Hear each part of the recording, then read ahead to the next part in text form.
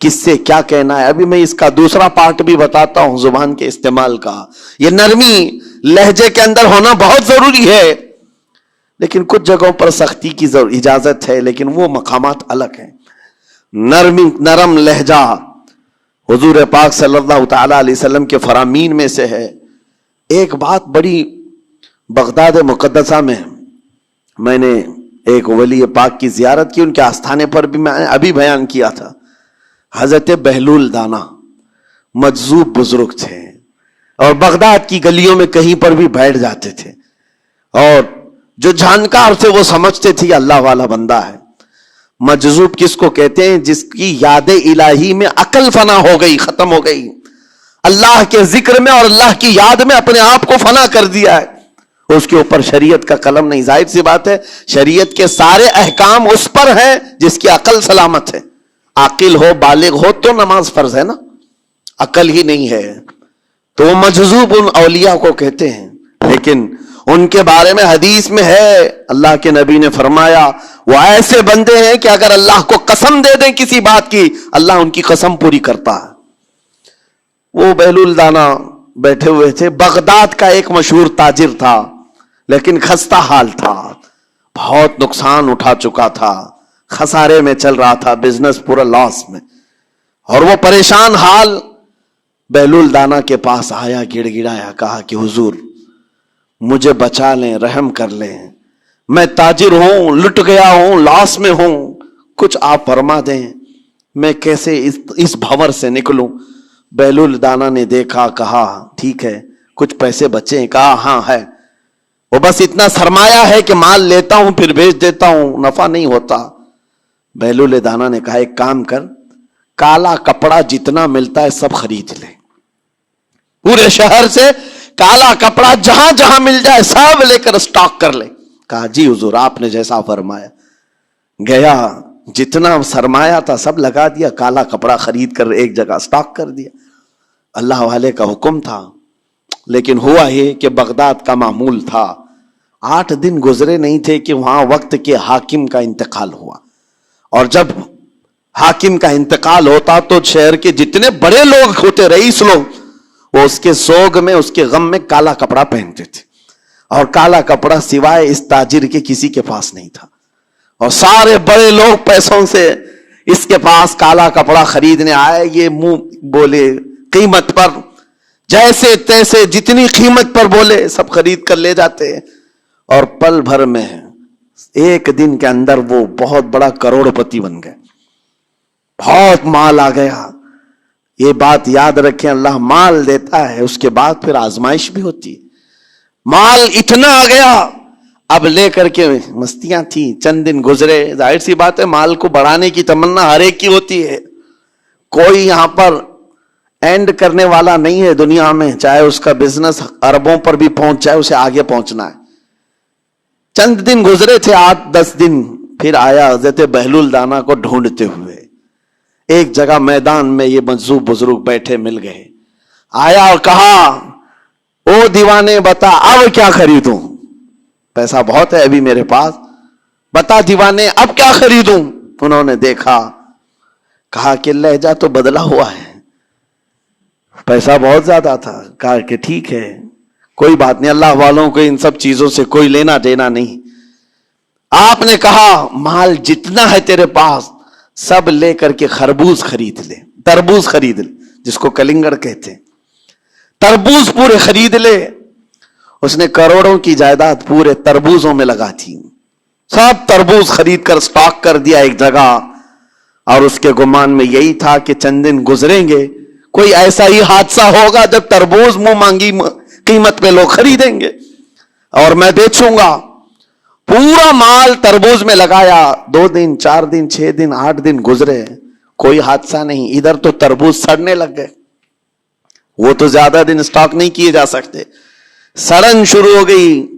پھر تھوڑے دنوں کے بعد پورے کے پورے سڑ گئے, کروڑوں کا مال تربوز میں سڑ کے چلا گیا. وہ کچھ بھی نہیں سکا, کچھ نہیں کر سکا, واپس چیختا چلاتا اسی حالت میں آیا, پہلے سے بھی زیادہ بدتر حالت میں آ گیا ہوں.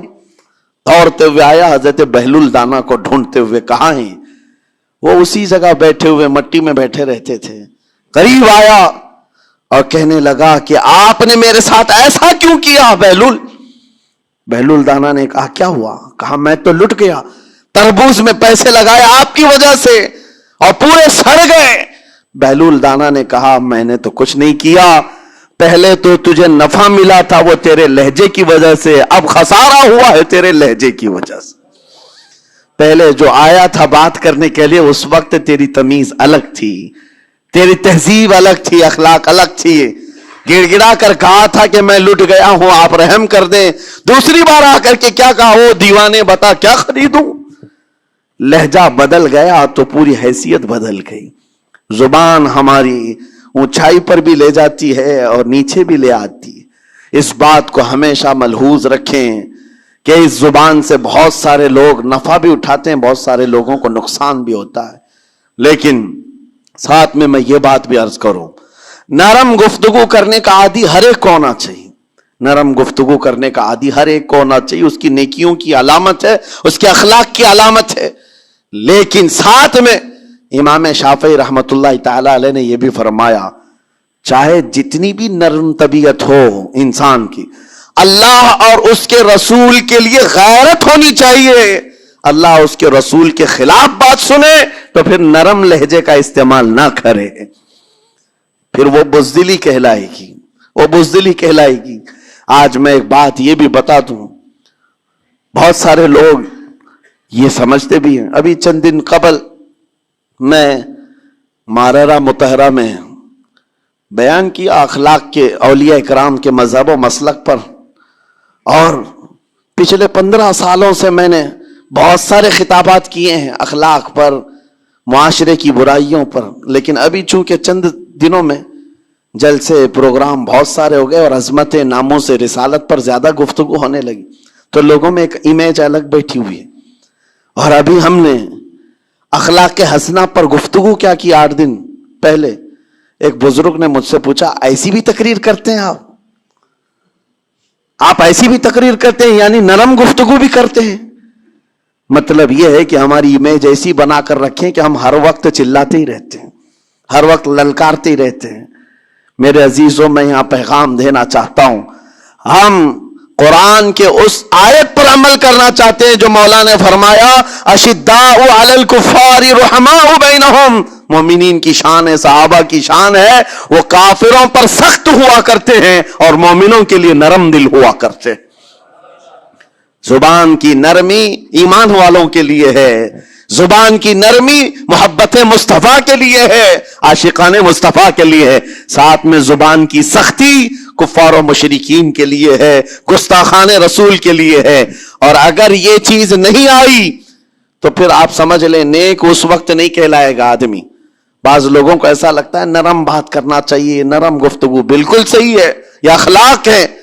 लेकिन अगर ऐसे मकामात पर जहां तुम्हारे नबी को कोई गाली दे रहा हो, रब की शान में कोई भौंक रहा हो, उस वक्त तुम कहो कि अखलाक है, नरम बात करना चाहिए, ये बेगैरती है, ये बेगैरती है। तुम्हारी बीवी को अगर तुम्हारे सामने कोई छू दे और उसके बाद तुम हंस करके उससे कहो ठीक है जाइए साहब, आपको कहा जाएगा बेगैरत आदमी, बेगैरत आदमी है। इंसान को अपनी बीवी, अपनी बेटी, अपनी मां पर भी गैरत होती है, वो सुनता नहीं है, ये पैदाइशी है, फितरत है इंसान की। और मोमिन की शान ये है, सबसे बड़ी गैरत उसके लिए अल्लाह और उसके रसूल के लिए हुआ करती है। अल्लाह उसके रसूल के लिए मां और बाप को गालियां एक वक्त में बर्दाश्त कर भी ले जाए, लेकिन अल्लाह और उसके रसूल की शान में वह हरगिज बर्दाश्त ना करे। यह ईमान की अलामतों में से है। बहरहाल मैंने जुबान के दोनों इस्तेमाल आपको बताए, सख्त लहजे भी हैं, नरम लहजे भी हैं। लेकिन जब आपका पाला किसी गुस्ताख से ना पड़े तो हमेशा नरम गुफ्तगू करने के आदी बने।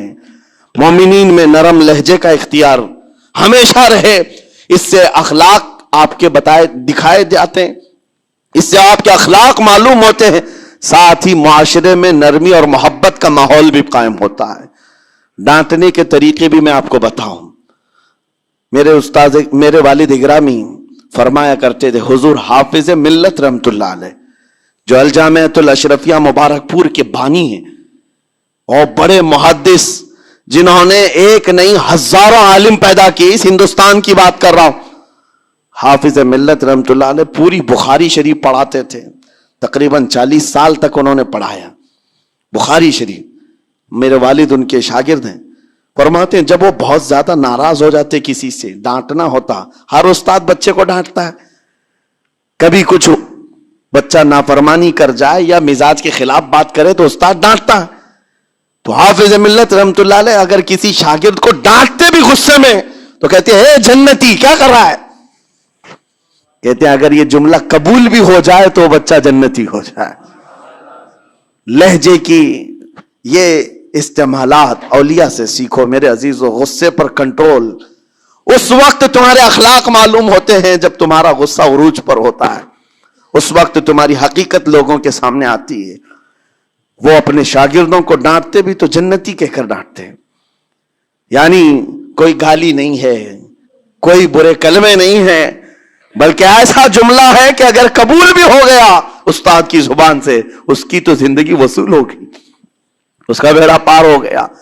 ہمارے درمیان ماں باپ کو بھی یہ چاہیے کہ بچوں کو کس طرح کے اخلاق آپ دے رہے. گفتگو کرنے کے متعلق قرآن میں اللہ تعالیٰ نے آداب بتائے ہیں. جب آپ گھروں کے اندر موجود ہوں تو بچوں کے سامنے کس طرح کی گفتگو کیا کریں گے، کیسی بات کریں گے. شوہر اور بیوی جس طرح کی باتیں کر رہے ہیں بچے کے دماغ میں وہ پورا کا پورا چھپتا ہے، ٹرانسفر ہوتا ہے. اسی لیے کہا گیا ایڈلٹ گفتگو کبھی بھی بچوں کے درمیان نہیں کی جائے گی. جو میچورٹی میں نہیں ہے ان بچوں کے سامنے ماں اور باپ بیٹھ کر کے کلام بھی نہ کریں، بات نہ کریں. معاشرہ تو آج ایسا ہے سب پوری فیملی لے کر کے بیٹھے ہوئے ہیں، اور حد تو یہ ہے کہ گندی فلمیں سامنے لگی ہوئی رہتی ہیں. وہ کیسے بچا پاؤ گے؟ 4 سال 5 سال کے بچے کے اندر بھی وہ گفتگو، وہ مکالمات، ایک دوسرے سے بات کرنے کی تمیزیں، وہ سب وہاں سے سیکھتا آ رہا ہے. گھروں کے اندر ماحول کو تبدیل کرنے کے لیے آپ کی اپنی زبان پر کنٹرول اور اپنے بچوں کی تربیت اور ان کی زبان پر کنٹرول بہت ضروری ہے. پھر دیکھنا آپ یہ معاشرہ پیدا کر کے کل کو آپ کا بچہ نکلے گا، اس کی تمیز، اس کے اخلاق پر ہر کوئی اش اش کرے گا.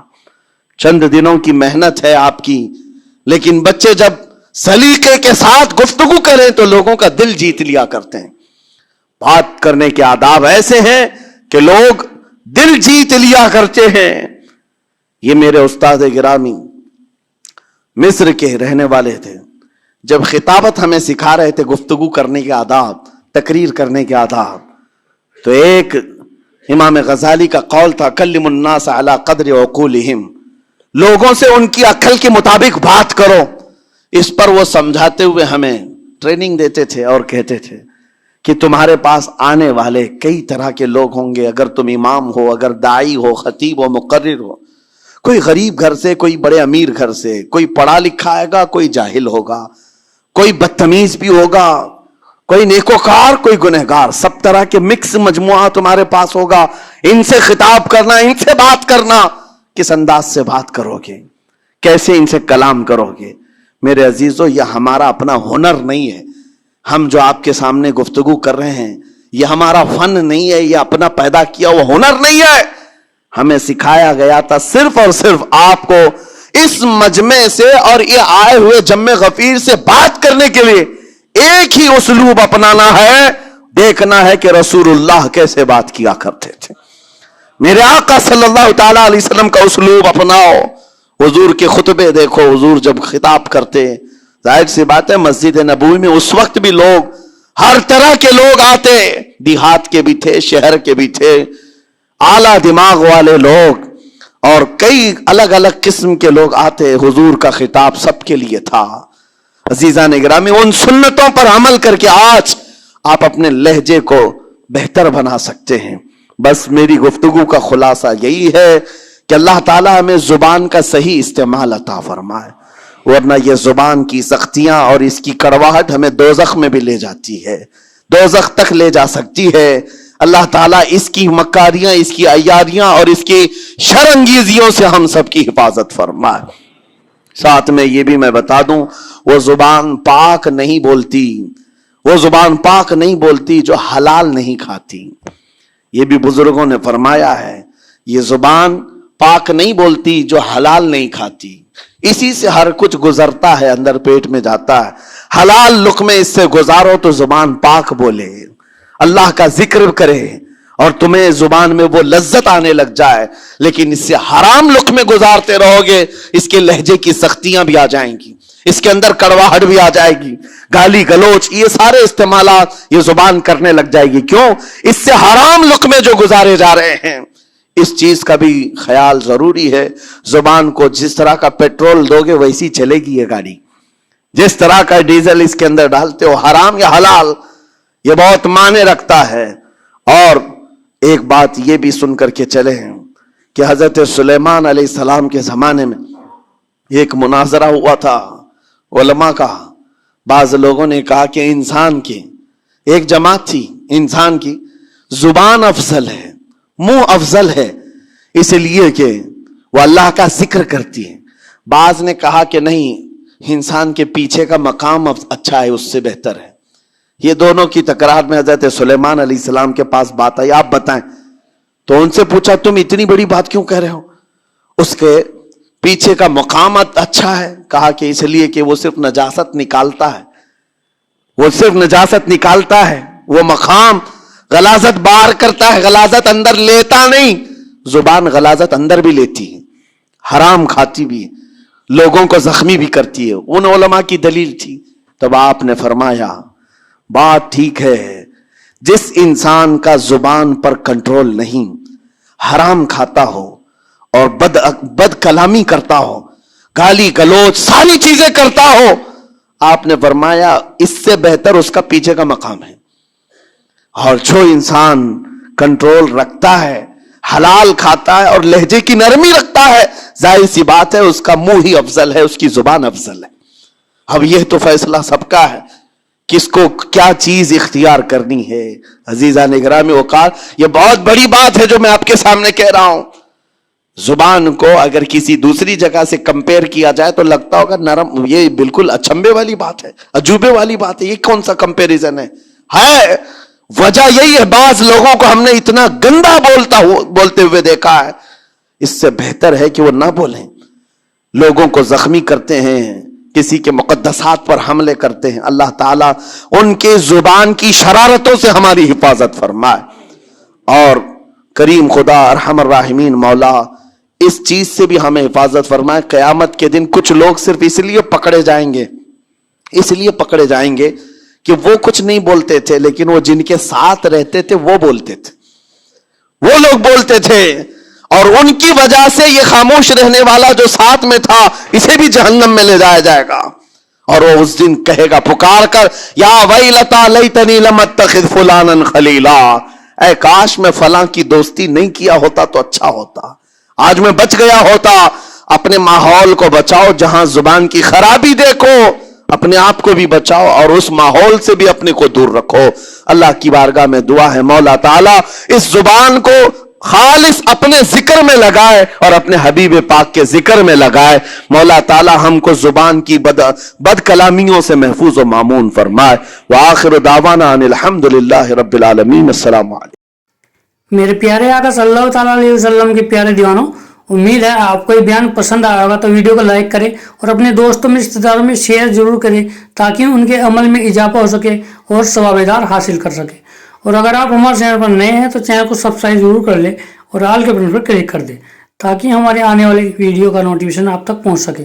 تو ملتے ہیں اگلی ویڈیو میں۔ السلام علیکم ورحمۃ اللہ وبرکاتہ۔